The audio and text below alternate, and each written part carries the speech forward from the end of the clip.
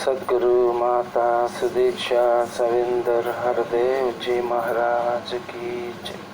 సదస్సు వారికి ధన్యరంక. సద్మా పురుషులరా, సద్గురు యొక్క అనుగ్రహం వలన నిత్యము మనం పొందినటువంటి జ్ఞానాన్ని దృఢపరుచుకోవటానికి, విశ్వాసాన్ని పెంపొందించుకుంటూ ఆనందమయమైనటువంటి జీవనం జీవించటానికి ఈ సత్సంగం అనేటువంటి వరం మనకి లభించింది. మరి దీన్ని మనం వరంగా భావిస్తున్నాం. గురువు చాలా కృపామయుడు, దయామయుడు, అత్యంత శక్తివంతుడు. తన వలనే నా జీవితం ఈరోజు ఈ విధంగా ఉంది అని చెప్పుకుంటున్నాం. మరి వాస్తవంగా మన కర్మలలో ఇది ప్రతిబింబిస్తుందా లేదా అనేది చాలా ముఖ్యం. మహాపురుషు మాటలు లోకంలో అందరూ చెప్తారు, కానీ దానిని ఆచరణలో పెట్టేవారు, దానికి అనుగుణంగా జీవించేవారు బహు కొద్ది మంది. మరి నేను నిజంగా 100% ఆ విధంగానే ఉన్నానా అని పరీక్షించుకోవటానికి ఇతరుల నుంచి మనం తెలుసుకోనక్కర్లేదు. మనం ఉదయం లేచిన దగ్గర నుంచి నిద్రించే వరకు మనల్ని మనం పరిశీలించుకుంటే తెలిసిపోతుందట. మనం 100% ఆ విశ్వాసాన్ని, ఆ భక్తిని, ఆ శ్రద్ధని కనబరుస్తున్నామా లేదా గురువు ఇచ్చినటువంటి సాధనలు వరముగా మార్చుకోగలుగుతున్నామా లేదా? ఎప్పుడైతే మనం రోజుని కనుక ఆనందంగా మొదలు పెడితే, మళ్ళీ ముగియటం కూడా అదే ఆనందంతో ముగిస్తే, మధ్య సమయం కూడా అదే ఆనందంతో కనుక గడపగలిగితే మనం 100% ఆ విశ్వాసంలో ఉన్నట్లే, ఆ కృపకి మనం పాత్రులు అయినట్లే. ఇదే మనకి మహనీయులు జీవించి చూపించారు. సద్గురువు బోధించి ఆ విధంగా ఉండండి అని చెప్పి పదే పదే మనకి గుర్తు చేస్తున్నారు. కేవలం వాటిని వినటం వరకే పరిమితం చేయకుండా ఎవరైతే దాన్ని జీవితంలో స్వీకరిస్తారో వారు తప్పకుండా ఈ జన్మని సాఫల్యవంతం చేసుకుంటారు. ఒక కవి ఒక గీతంలో మాట చెప్తారు మహాపురుషు, జో గురు దర్ పర్ సిర్ కో జిఖాయే. ఎవరైతే గురు దర్బారులోకి వచ్చి శిరస్సును వంచుతారో వారికి ఏం జరుగుతుందో చెప్పుకుంటూ వస్తున్నారు వారు. ఉసే జిందగీకే ఖజానా మిలేగా. వారికి జీవితం అనేటువంటి ఒక ఖజానా లభిస్తుందట, జీవనం అనేటువంటి ఒక ఖజానా లభిస్తుందట. అటువంటి వారు మిలేగా సకూమ్ అనుకో బర్సేగా రహమత్ అని చెప్తారు. అంటే మనసుకు శాంతి లభిస్తుంది, అలానే సద్గురు యొక్క కృప కూడా వర్షిస్తుందట. ఎవరికని చెప్తున్నారండి? గురు దర్బారులోకి వచ్చి శిరస్సు వంచినటువంటి వారికి. అంటే కేవలం తల వంచేస్తే కాదు, మనసు వంగాలి, బుద్ధి వంగాలి, మనలో ఉన్నటువంటి ఇంద్రియాలు కూడా వంగాలి. అప్పుడు అటువంటి వారు ఆ మనస్సుని ప్రశాంతంగా ఉంచుకోగలుగుతారు. సద్గురువు యొక్క కృపా వర్షాన్ని కూడా తమ జీవితంలో పొందగలుగుతారు అని చెప్పి ఇక్కడ మహాత్ములు చెప్తున్నారు. అటువంటి వారికే జీవితం అనే ఖజానా లభిస్తుంది. ఇక్కడ ఖజానా అంటే మనం జీవితకాలంలో మన అవసరాలు తీరటానికి, మనం ఆనందంగా, సుఖంగా, సంతోషంగా ఉండటానికి ఉపయోగపడేది ఖజానా. అది ఏ రూపంలో అయినా కానివ్వండి, ధనము, వస్తువు, వ్యక్తులు ఎలాగైనా కానివ్వండి. కానీ ఒకసారి గురువు దగ్గరకు వచ్చి పరిపూర్ణంగా ఎవరైతే సమర్పించుకుంటారో వారికి అటువంటి ఖజానా లభిస్తుందట. ఇక్కడ ఖజానా కేవలం డబ్బులే కాదండి. ఎందుకంటే మనిషికి డబ్బులే సుఖము, డబ్బులే శాంతి, డబ్బులే ఆనందం ఏమీ ఇవ్వట్లేదు. నిజంగా ఇస్తే కనుక ఈ లోకమంతా ప్రశాంతంగా ఉండాలి, లోకులందరూ ఆనందంగా ఉండాలి, సుఖంతో తమ జీవితాన్ని సుసంపన్నం చేసుకొని ఉండాలి. అంటే అవేవి కూడా మనిషికి ఇవి తీసుకొని రావు అని తెలుసుకున్నాం. కేవలం ఆ గురువు యొక్క కృప, ఆయన యొక్క అనుగ్రహం, అది మాత్రమే ఆ మనసుకి శాంతి, జీవితంలో ఆనందం అనేది కలగచేస్తుంది అని తెలుసుకున్నాం. అందుకని ఇక్కడ ఎవరైతే గురు దర్బారులోకి వచ్చి శిరస్సును ఉంచుతారో, సమర్పించుకుంటారో అనే ఆ గీతకారుడు ఆ వాక్యాలు రాయడానికి వెనక గల కారణం. దీన్ని ఎవరికి వారు భక్తులుగా మనం అన్వయించుకోగలిగితే మనం ఆ శిరస్సుని మరి నిరంతరం ఉంచుకుంటున్నామా లేదా, అటువంటి సమర్పణ భావాన్ని మనం కలిగి ఉంటున్నామా లేదా అనేది ప్రశ్నించుకోవాల్సినటువంటి సమయం మహాత్మ. ఎందుచేతనంటే భక్తిలో అత్యంత ముఖ్యమైనటువంటిది శుక్రానా అని చెప్తూ ఉంటారు మహాపురుషులు. భక్తే కాదు, వాస్తవంగా మన జీవితంలో కూడా ప్రతి మనిషి కలిగి ఉండవలసింది, ముఖ్యంగా తను పాటించవలసిన నియమం ఏమిటి అంటే కృతజ్ఞత. ఈరోజు ఆ కృతజ్ఞత లేకపోవటమే మనిషి సంబంధాలు చెడిపోవటానికి, మానవుల మధ్య సరైన అవగాహన లేకపోవటానికి కారణం. మనం పొందుతాం ఇతరుల నుంచి సహాయం, కానీ అవసరమైనప్పుడు ఇతరుల వైపు కన్నెత్తి కూడా మనం చూడం. భక్తిలో కూడా అదే చాలా ప్రాముఖ్యత వహిస్తుంది అని ఇక్కడ మహాత్ములు చెప్తున్నారు. మనం గురువు యందు ఎంత కృతజ్ఞతను తెలుపుతున్నాం, ఎంత కృతజ్ఞతతో గురువుకి మనం సేవ చేస్తున్నాం, గురువు యొక్క మాటని స్వీకరిస్తున్నాం, ఆచరిస్తున్నాం, అంగీకరిస్తున్నాం, అమలు పరుస్తున్నాం, ఒక్కసారి ఆలోచించుకోవాలి అని చెప్తున్నారు. అప్పుడైతే మనం ఆ కృతజ్ఞతా భావాన్ని వీటి ద్వారా వ్యక్తపరుస్తామో అప్పుడే మనం ఆనందాన్ని, సుఖాన్ని, శాంతిని, ఆ కృపని, అనుగ్రహాన్ని సొంతం చేసుకున్న వారం అవుతాం. ఆ ఖజానాకి మనం అధిపతులు అవ్వగలుగుతాం. అందుకని ఆ భక్తిలో ఆ కృతజ్ఞత అనేది చాలా ప్రాముఖ్యత వహిస్తుంది. కృతజ్ఞత వ్యక్తుల యందు కాదు, లోకం యందు కాదు, గురువు యందు ఉండాలి అని చెప్పి మహాత్ములు చెప్తున్నారు. ఈరోజు మనం చూస్తున్నాం, లోకంలో మనిషి ఏదైనా ఒక చిన్న సహాయం చేస్తే 100 సార్లు థ్యాంక్స్ చెప్తాం మనం. మరి జీవితకాలం గుర్తుండిపోయేది, మళ్ళీ జీవితం లేకుండా ఉండే సహాయం ఈరోజు గురువు చేస్తే మనం ఎన్నిసార్లు కృతజ్ఞత చెప్తున్నాం. నోటితో అయితే రోజు చెప్తామేమో, 10 మందికి తెలుపుతామేమో, కానీ జీవితం ద్వారా తెలిపేది నిజమైనటువంటి కృతజ్ఞత, ఆచరణ ద్వారా తెలిపేది నిజమైనటువంటి కృతజ్ఞత, ఆదేశాలను, ఆజ్ఞను పాటించటం ద్వారా తెలిపేది నిజమైనటువంటి కృతజ్ఞత. మానవ జన్మ తరించాలి అంటే 2 పనులు చేయాలటండి ఆ మానవుడు. 1 గురు శుశ్రూష చేయటము, 2 గురు వాక్యానుసారం జీవించటం. ఈ శాస్త్రాలు చెప్తున్నాయి, గ్రంథాలు చెప్తున్నాయి. మరి అవి సత్యము అయినప్పుడు, మనం అవి చేసినప్పుడే మనం ఈ సత్యమైనటువంటి పదార్థాన్ని పొందగలుగుతాం. అప్పుడే మనము ఈ సత్యమైనటువంటి, నిజమైనటువంటి బ్రహ్మానందాన్ని మనం సొంతం చేసుకోగలుగుతాం. ఆ సత్యాత్మ స్వరూపుడు నేను అని ప్రకటించుకోగలుగుతాం. వాటిని మనం అమలు పరుస్తున్నామా లేదా అనేది చాలా ముఖ్యం. అందుచేతనే ఇక్కడ గురువు మనకి వర్తమానంలో పదే పదే పొందిన జ్ఞానాన్ని మీరు అర్థం చేసుకోండి అని చెప్పటానికి వెనుక గల కారణం, అర్థమైతే జీవితాలు వ్యర్థం కావు అని చెప్తాడు ఒక తత్వవేత్త. ఈరోజు మనం అర్థం చేసుకున్న ఆచరించట లేకపోతే కనుక ఆ జీవితాలు కూడా వ్యర్థాలేనట్టు.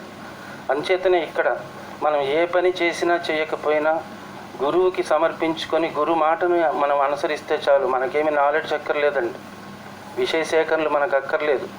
మనం ఒకటి ఆలోచిస్తే నాకు ఇంకా ఆత్మ గురించి అక్కర్లేదు, జ్ఞానం గురించి అక్కర్లేదు, ఇంకా దాన్ని తెలుసుకోవాలనుకున్నాను అని అనుకుంటే కనుక మనసులో నేను ఇంకా ఏవేవో తెలుసుకోవాలి, వినాలి అని అనుకుంటే అది కేవలం ఇంద్రియాలను తృప్తిపరచడానికే తప్ప నిజమైనటువంటి భగవంతుని తృప్తిపరచడానికి అయితే కాదు.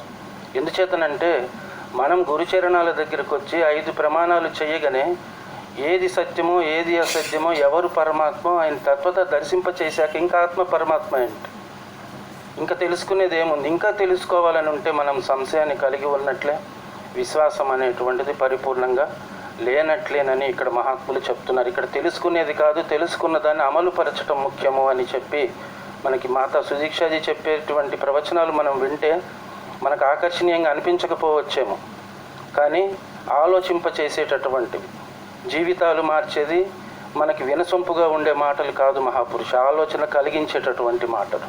అవి మనకు గురువు చెప్తున్నారు. వాటిని ఎప్పుడైనా విచారణ చేశామా, దానికి అనుగుణంగా మనం భక్తి చేస్తున్నామా?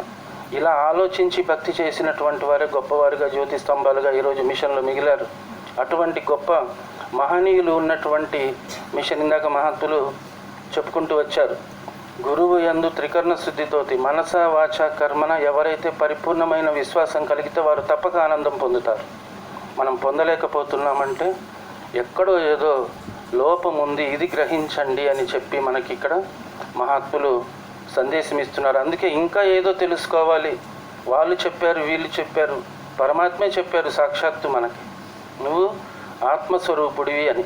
ఇక అది నమ్మలేనప్పుడు మనం ఇతరుల సహాయం తీసుకోవాలి. మనం ఎవరైనా ఒక వ్యక్తి ఒక దాని గురించి చెప్పినప్పుడు ఆ చెప్పిన వ్యక్తి మీద నమ్మకం లేకపోతే 10 మందిని అడుగుతాం వెళ్ళి. ఎవరైనా ఒక నోటు తీసుకొని వచ్చారనుకుందాం, బ్యాంక్ వస్తుంటారు, ఒక తెలిసి తెలియని వ్యక్తి వచ్చి ఇది అసలైందో కాదో ఒక అనుమానం వ్యక్తం చేయగానే వాళ్ళు ఏం చేస్తారండి, దాని గురించి బాగా తెలిసిన వారి దగ్గరికి వెళ్తారు. ఒకవేళ అతని మీద కూడా నమ్మకం లేకపోతే ఇంకొక వ్యక్తి దగ్గరికి వెళ్తారు.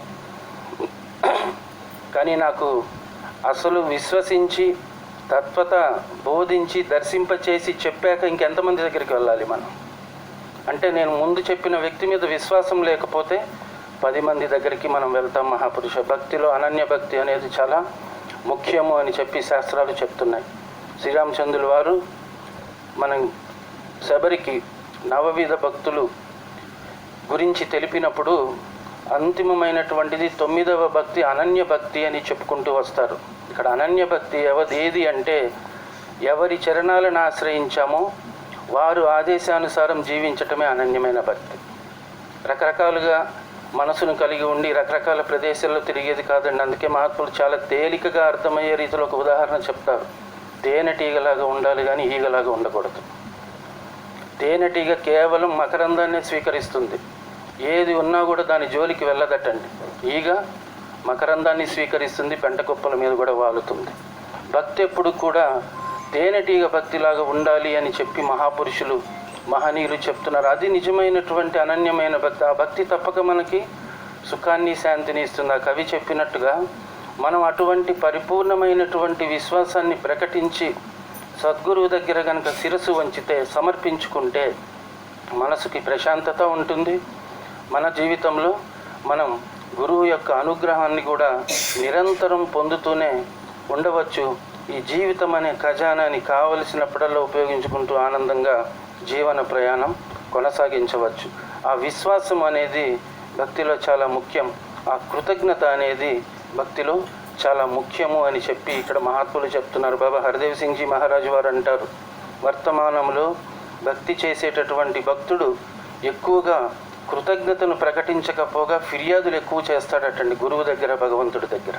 ఈరోజు మనం చూస్తున్నాం, మనం 10 సార్లలో 9 సార్లు మనకి ఏదైనా లభించి ఒక్కసారి దొరకకపోతే ఆ భగవంతుడినే మనం మార్చేయటానికి సిద్ధపడతాం. ఆ భగవంతుడినే నిందించటానికి మనం వెనుకకు రాం. అంటే ఇక్కడ ఫిర్యాదులకే ప్రాధాన్యత ఉంది తప్ప ఎక్కడ కూడా ఇచ్చిన దాని ఎందుకు కృతజ్ఞత తెలపటానికి మనిషి ప్రాధాన్యతను ఇవ్వలేకపోతున్నాడు. అందుకే అల్పుడుగా మిగిలిపోతున్నాడు.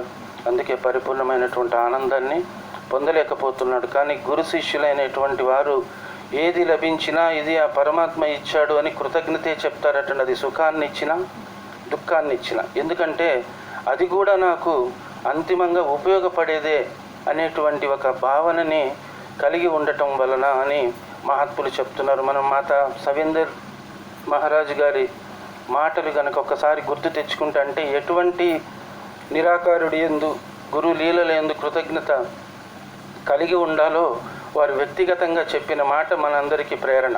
మనం కనుక దాన్ని అర్థం చేసుకొని ఉంటే, గుర్తుంచుకొని కనుక ఉండి ఉంటే, బాబా హర్దేవ్ సింగ్ జీ మహారాజ్ వారు బ్రహ్మలీనమైనప్పుడు మాత సవేందర్జీ వారి దగ్గర వారి సంతానము వర్తమానంలో సద్గురు అయినటువంటి సుదీక్షాజీ వారందరూ పిల్లలు నిరాకారుడు ఈ విధంగా చేశాడేంటి అని ఒక ప్రశ్న అడిగితే, నిరాకారుడి లీలను ప్రశ్నించటానికి మనకి హక్కు లేదు. ఏది జరిగినా అది ఆ నిరాకారుడి యొక్క రచన, దాన్ని అంగీకరించటమే మన కర్తవ్యం అని చెప్పారు. మరి ఇటువంటి భావనలు మనం ఉన్నప్పుడే భక్తిలో పరిపూర్ణత సాధించగలుగుతాం. నా గురువు ఇస్తున్న శిక్షణ అది. మా గురువు మనకి ఎంత ఉత్తములుగా ఏది వచ్చినా తట్టుకునేటటువంటిది. అందుకే నా కవి ఇంకొక చివరిలో ఒక వాక్యం చెప్తారు, ఎవరైతే ఇక్కడ శిరస్సు ఉంచుతారో వారి దరికి ఎప్పుడు దుఃఖము చేరదు, వారు ఎప్పుడూ కూడా అనవసరమైనటువంటి కష్టాల్లో చిక్కుకోరు అని చెప్పి ఇంకోటి మాట చెప్తాడు ఆయన. మనకి దుఃఖం చేరుతుంది, అనవసరమైన వాటిలో చిక్కుకుంటున్నామంటే అది నా మనసు చెప్పినట్లుగా నడుచుకోవటం వలన జరిగేదే తప్ప గురువు చెప్పినట్లు కనుక చేస్తే అటువంటి సంఘటనలు మన జీవితంలో జరగటానికి అవకాశమే ఉండదు అని ఇక్కడ మహనీయులు మహాత్ములు చెప్తున్నారు. అందుకనే మనం 100% ఆ విధంగా అయినటువంటి విశ్వాసాన్ని, కృతజ్ఞతని ప్రకటిస్తున్నామా లేదా అని ఇతరుల నుంచి సర్టిఫికెట్ అక్కర్లేదు. పొద్దున్న నుంచి రాత్రి వరకు నా మనసు ప్రశాంతంగా ఉందా, ఉదయం నుంచి రాత్రి వరకు నేను ఆనందంగా ఉంటున్నానా, ఇతరులకి నేను ఆనందం పంచుతున్నానా, ఇవి గమనిస్తే చాలటండి ఆ కృప మన మీద పడుతున్నట్లే. లేదంటే ఎక్కడో ఏదో ఒక అంతరాయం కలుగుతుంది. ఆ అంతరాయం ఏమిటో, ఆ లోపం ఏంటో గుర్తించండి, దాన్ని సరిదిద్దుకొని ఇప్పటికైనా ఆ కృపకి పాత్రులు కండి అని చెప్పి మహాత్ములు సందేశం ఇస్తున్నారు. రాజమాతాజీ గారు అంటారు, మనం ఎప్పుడు చెప్పుకుంటూ ఉంటాం, మీరు ముందు క్షణం వరకు ఏ విధంగా ఉన్నా పర్వాలేదు, ఈ క్షణమైనా ఆ పరిపూర్ణమైన విశ్వాసాన్ని ప్రకటించండి. ఈ క్షణమైన ఆ కృతజ్ఞతని మీరు కనుక అలవరుచుకోగలిగితే ఇప్పుడు కూడా మీరు వాటికి అధిపతి అయ్యే అవకాశం ఉంది, ఆనందం సొంతం చేసుకునే అవకాశం ఉంది, మోక్షం పొందే అవకాశం ఉంది అని చెప్పి రాజమాతాజీ ప్రేరణ ఇచ్చేవారు తన దగ్గరకు వచ్చినటువంటి భక్తులకి. గతం గురించి గురువుకి సంబంధం లేదు, వర్తమానంలో మనం ఏ విధంగా ఉన్నామనేది ముఖ్యం. మన భవిష్యత్తును తీర్చిదిద్దుకునేటువంటి అత్యుత్తమమైన సమయం కేవలం వర్తమానం మాత్రమే. గడిచిన సమయం ఉపయోగం లేదు, భవిష్యత్తు గురించి ఆలోచించి ఉపయోగం లేదు. దాన్ని సుందరంగా తీర్చిదిద్దుకోవాలంటే ఉపయోగపడేది ఇప్పుడు నేను చేసే ఆలోచనలు, ఇప్పుడు నేను చేసే కర్మలే మనకు ఉపయోగపడతాయి తప్ప ఎప్పుడో ఏదో చేస్తాం, నిన్న ఏదో చేశామనుకుంటా అవేవి కూడా మనకి ఆధ్యాత్మికతలో, భక్తిలో, గురువు యొక్క దర్బారులో ఉపయోగపడవు అని చెప్పి ఇక్కడ మనకి మహాత్ములు చెప్తున్నారు. అందుకనే ముందు మనం జ్ఞానాన్ని పరిపూర్ణంగా అర్థం చేసుకున్నామా లేదా? మొన్న హైదరాబాదులో జరిగినటువంటి సమావేశంలో, సేవదళ అధికారులు, మహాపురుషులందరి సమావేశంలో అక్కడికి వచ్చిన మహాపురుషులు ఒక మాట చెప్పుకుంటూ వచ్చారు. మీరు జ్ఞానము కనుక మీకు అర్థం కాకపోతే మళ్ళీ జ్ఞానం పొందండి. ఒకటే మాట చెప్పారు. పొందితే మనం ఈ విధంగా ఉండమని చెప్పుకుంటూ వచ్చారు, మొహమాటం లేకుండా ముక్కుసూటిగా. నిజంగా మీకు అర్థం కాలేదంటే మళ్ళీ కూర్చొని తెలుసుకోండి, దాని గురించి అవగాహన కలిగి ఉండండి, దానికి అనుగుణంగా మీరు జీవించండి, మీరు ఆనందంగా ఉంటారు అనేటువంటి మాట చెప్పుకుంటూ వచ్చారు. మనం కూడా నిజంగా మనకి ఇంకా ఏమైనా సంశయం ఉంటే మన మిషన్ బుక్స్ ఉన్నాయి, చదువుతున్నాం, మనం సద్గురు బోధలు ఉన్నాయి, లేకపోతే ఇంకొకటి మహాత్ములు ఉన్నారు, మనం ఎక్కడికి వెళ్ళి అడగం, ఎక్కడికో వెళ్ళి ఏదో చెప్పారని చెప్పుకుంటూ ఉంటాం. అది ముందే మనం తెలుసుకున్నామనేటువంటి ఒక విషయం మనం మర్చిపోతున్నాం ఈరోజు. ఎవరు చెప్పకముందే నా గురువు నాకు చెప్పారు, నువ్వు ఆత్మస్వరూపుడు అని. మనం ఎప్పుడైనా సద్గురు యొక్క చరణాల దగ్గరికి రాకముందు ఆత్మ గురించి మనం విన్నామా ఎప్పుడైనా? మరి చెప్పింది నా గురువు, ఇప్పుడు ఎవరో చెప్పారు అనుకోవటం అంటే మనము భక్తిలో ఎంతవరకు ఉన్నామో అర్థమవుతుంది. మహాపురుషు అంటే నా గురువు చెప్పింది ఇంకా నేను అర్థం చేసుకోలేకపోతున్నాను. కృష్ణ భగవాన్ భగవద్గీతలో చెప్తారు, సంశయాత్ముడు విశ్వాసరాహితుడు నశించిపోతారు అని చెప్పారు. సంశయం ఉండకూడదండి, ఉంటే దాన్ని వెంటనే మనం క్లారిఫై చేసుకోవాలి, లేదా అడుగు ముందుకు వేయటం అనేది అది ఆస్కారమే లేదు. విశ్వాసరాహిత్యం, ఈ రెండు ఎవరిలో ఉంటాయో వాళ్ళు ఎన్నటికీ కూడా పరమపదాన్ని పొందలేరు, వారు ఎన్నటికీ కూడా ఈ బ్రహ్మానందాన్ని పొందలేరు. గురుగీతలో పరమశివుడు ఒక శ్లోకం ద్వారా ఈ విధంగా చెప్తారు. ఆయన వారు ఏమంటారు అంటే, ఎవరైతే గురువు చెంతకు వచ్చి, గురు చరణాల దగ్గరకు వచ్చి ఈ జ్ఞానాన్ని స్వీకరించకుండా ఈ లోకంలోనే సంచరిస్తూ విముఖతను వ్యక్తపరుస్తారో, అలానే స్వీకరించాక కూడా పరిపూర్ణమైనటువంటి విశ్వాసాన్ని ప్రకటించకుండా లోకంలో సంచరిస్తారో వారు ఎన్నటికీ కూడా బ్రహ్మ పదార్థమును పొందలేరు అని చెప్పి ఒక మాట చెప్తారు పరమశివుడు.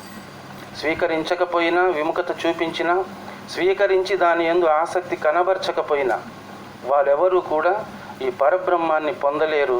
అటువంటి వారు మిగిలిన పశు పక్షాదులలాగా ఈ లోకంలోనే పాపపూరితమైనటువంటి జీవనాన్ని గడుపుతారు. ఇవే మాటలు గురుగీతలో ఉన్నాయండి. అంటే గురువు గొప్పతనం, గురువుకి విముఖంగా ఉంటే ఆ శిష్యుడు పొందేటటువంటి స్థితి ఏమిటో చెప్పుకుంటూ వచ్చారు. దాని తర్వాత శ్లోకంలో అంటారు ఆయన, గురుభక్తి సంపన్నుడైనటువంటి వాడు శాస్త్రానుగుణంగా కర్మలను ఆచరించిన వాడే అవుతాడటండి. ఇక్కడ మళ్ళీ శాస్త్రాన్ని పట్టుకోక్కర్లేదు, మనం వెళ్ళి గురుభక్తిలో గనక సంపదను సంపాదిస్తే, గురు ఉపదేశానుసారం జీవిస్తే ఏం చెప్తుంది శాస్త్రం? శాస్త్రానుబద్ధంగా కర్మలు చేసిన వాడే అవుతాడు, బ్రహ్మానందానికి అధిపతి అవుతాడు అని చెప్పి సాక్షాత్తు పరమశివుడు చెప్పినటువంటి మాటలు. మరి ఇవన్నీ కూడా గురువు గొప్పతనాన్ని చెప్తున్నప్పుడు, అటువంటి గొప్ప గురువు నేను ఆశ్రయించినప్పుడు మనం ఆ గురువు గొప్పతనం గుర్తించలేకపోతే ఈ భక్తిలో ముందుకు వెళ్ళటం అసాధ్యం, ఈ ఆనందాన్ని సొంతం చేసుకోవటం అసాధ్యం, గురు కృపకి పరిపూర్ణమైనటువంటి పాత్రలు అవ్వటం అసాధ్యం అని మహాత్ములు చెప్తున్నారు. బాబా హర్దేవ్ సింగ్జీ మహారాజ్ వారు ఒక ఉదాహరణ చెప్పేవారు. ఒక ఇంట్లో ఒక పెద్ద వ్యక్తి తన పిల్లవాడికి వెళ్ళి బయట నీళ్లు పట్టుకుని రమ్మని ఒక బకెట్ ఇచ్చారటండి. వినే ఉన్నాం ఇదంతా కూడా, మళ్ళీ మనం గుర్తు తెచ్చుకుంటున్నాం ఎందుకు చెప్పారు గురువు ఇది అని. వెళ్ళాడు, ఖాళీ బకెట్ తోటి వచ్చాడు. ఏంటి నీళ్లు పట్టుకోలేదా అంటుంటే, ట్యాప్లో వస్తున్నాయి కదా అంటే, పట్టాను కానీ నిండలేదన్నాడు. ఏం చేశాడు? బౌలించి పెట్టాడటండి. ఎక్కడ నిండుతుంది? నిండదు. సరే ఇప్పుడు వెళ్ళి మళ్ళీ పట్టుకునిరా అని చెప్పాడట. మళ్ళీ వెళ్ళాడు, ఖాళీ బకెట్తో వచ్చాడు. ఏం చేసావంటే, మరి ట్యాప్ తిప్పాను, బకెట్ నేను పక్కన పెట్టాను అన్నాడట. మన పరిస్థితి అదే మహాపురుష. మనసు పెట్టకుండా శరీరమే పెడితే అన్నీ వింటూనే ఉంటాం, మన పక్కన జరుగుతూనే ఉంటాయి, గ్రహిస్తూనే ఉంటాం. నా మనసులోకి వెళ్ళదు. మనసులోకి వెళ్ళనిది ఆచరణ అనేటువంటి రాదు అని చెప్పి ఇక్కడ మహాపురుషులు సందేశం ఇస్తున్నారు. నీళ్లు వస్తున్నాయి, పట్టుకునే అవకాశం ఉన్నటువంటి బకెట్ ఉంది, శక్తి ఉంది తేవటానికి, కానీ అవి తేలేకపోతున్నామంటే కారణం సరైన ప్రదేశంలో, సరైన సమయంలో, సరైన విధంగా ఉంచకపోవటం. ఇక్కడ భక్తిలో కూడా అంతే. మనకిచ్చినటువంటి ఈ ఆయుష్ని మనం పొందినటువంటి జ్ఞానంతో కనుక సమన్వయపరుచుకోకపోతే పరిపూర్ణమైన ఆనందం పొందటం అసాధ్యం. అందుకనే ఇక్కడికి వచ్చి పరిపూర్ణంగా నేను సమర్పితుడనయ్యానని భావన ఎవరిలో ఉంటే వారే ఈ ఆనందానికి, ఈ జీవితం అనే ఖజానాకి అధిపతులవుతారు, సొంతం చేసుకోగలుగుతారు, ఇతరులకి కూడా ఆనందాన్ని ఇవ్వగలుగుతారు. అందుకని అనన్యమైనటువంటి భక్తికి ఈ యొక్క ఆధ్యాత్మికతలో ప్రాధాన్యత ఉంది అని మహాత్ములు చెప్తున్నారు, గురువు చెప్తారు. అందుకే ఏకో జానో ఏకో మానో ఏక్ హోజావ్. ఒక్కడిని తెలుసుకుంటే ఇంకా ఒక్కడినే నువ్వు అంగీకరించు, ఆ ఒక్కడినే పూజించు, ఆ ఒక్కటైపో అని చెప్పి ఇక్కడ మనకి సద్గురువు సందేశం ఇస్తున్నారు. మనం ఎప్పుడైతే దాన్ని పాటించగలుగుతామో, గురువుకి మనం సమయాన్ని కేటాయించగలుగుతామో, అప్పుడే మనం గురువు నుంచి ఆశీర్వాదాన్ని, కృపని పొందగలుగుతాం. లేకపోతే ఉంటాం ఆ బోర్లించినటువంటి బకెట్లాగే పరిస్థితి ఉంటుంది. వస్తువుని మాత్రం సొంతం చేసుకోవటం, ఉపయోగించుకొని ఆనందం పొందటం అనేది అసాధ్యము అని చెప్తున్నారు. అందుకని ఇక్కడ కృతజ్ఞత మాటలతో చెప్పేది కాదు, మన చేతలతో చూపించేటటువంటిది.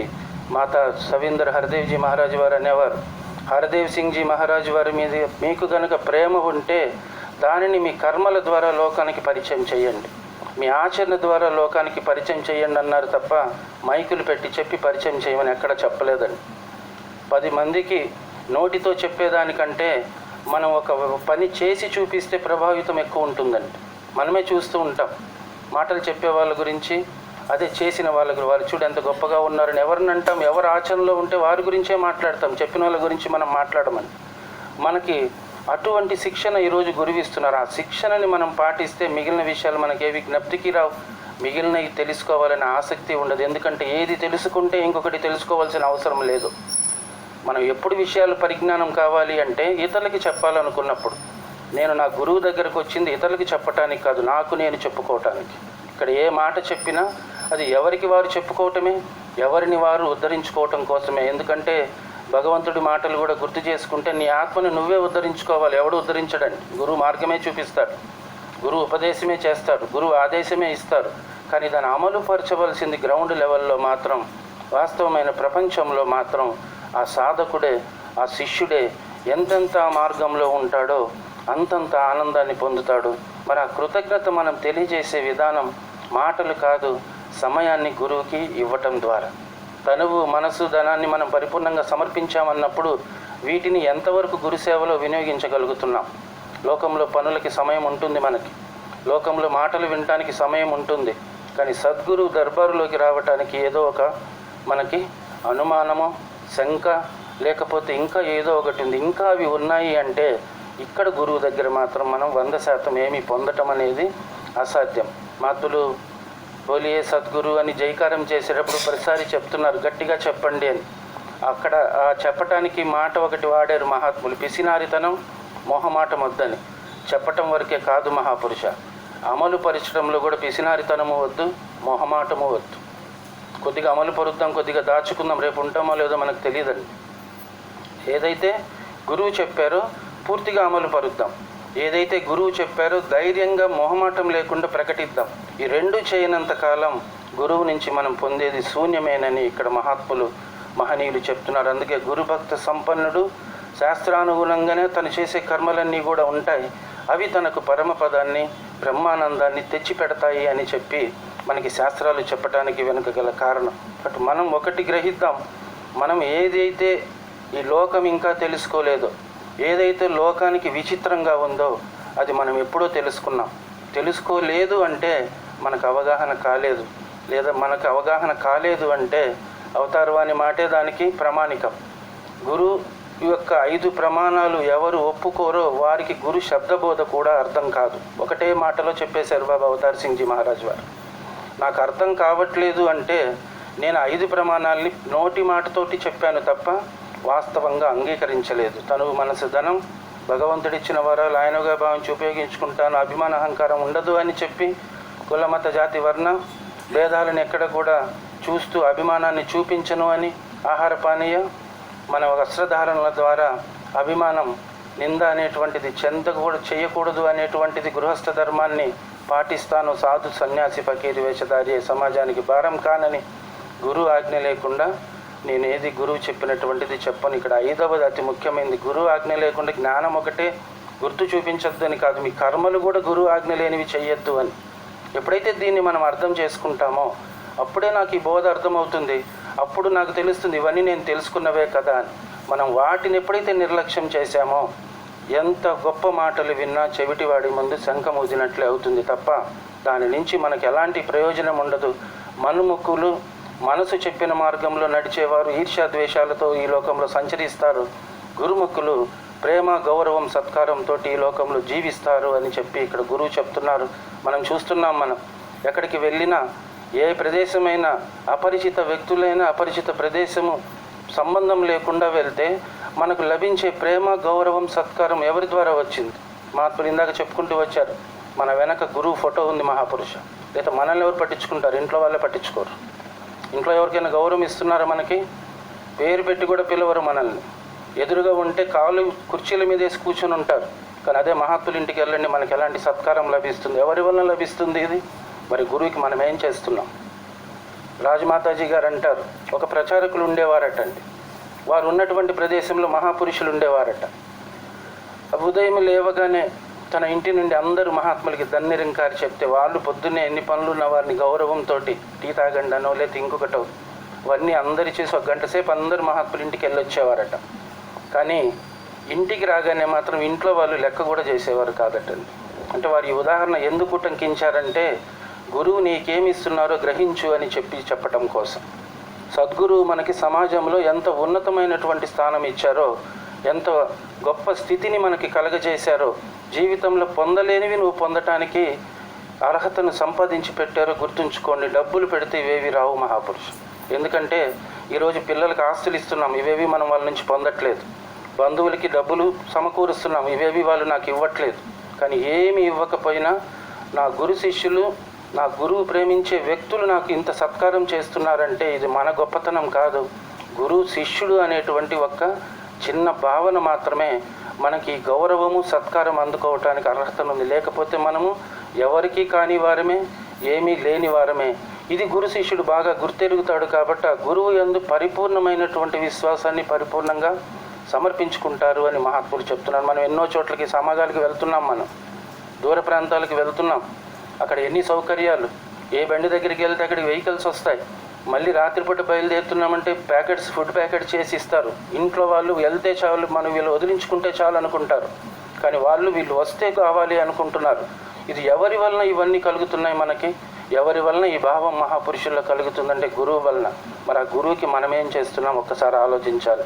ఆ గురువు ఎందుకు కృతజ్ఞతని ఎంత కలిగి ఉన్నామో ఆలోచించాలి. సమయం ఎంత కేటాయిస్తున్నామో ఆలోచించాలి.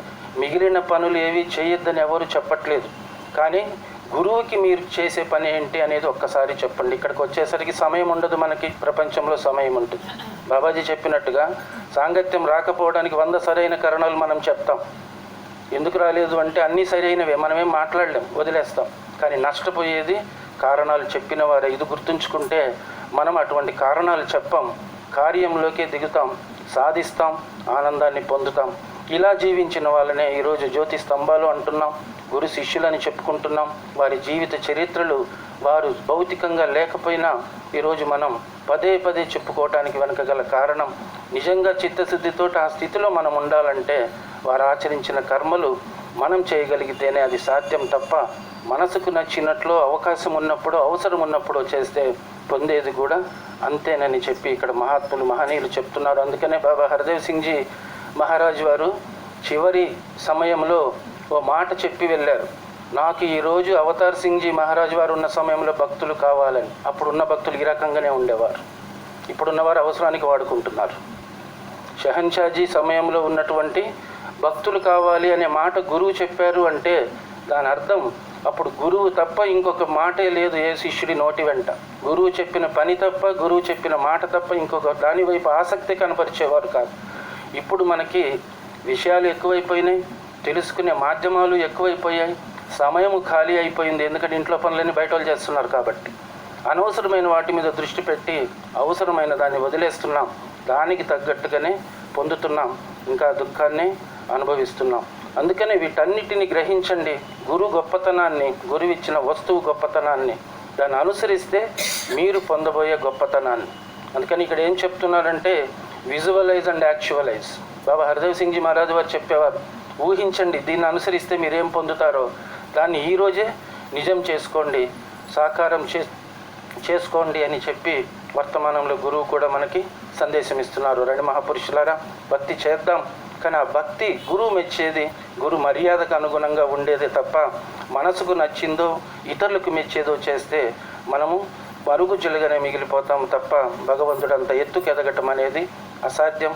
చివరి శ్వాస వరకు మనం సద్గురు సమయానికి ఏ సందేశం అయితే ఇచ్చారో అటువంటి గురువు ఆదేశాన్ని అనుసరించి మహాపురుషులు ఏ విధమైన జీవితం జీవించారో ఆ జీవితాన్ని జీవించటానికి కావలసిన శక్తిని, బుద్ధిని ప్రసాదించాలని వారి యొక్క దివ్యచరణాల్లో వేడుకుంటూ సర్మ పురుషుల ప్రేమకు చెప్పాలి.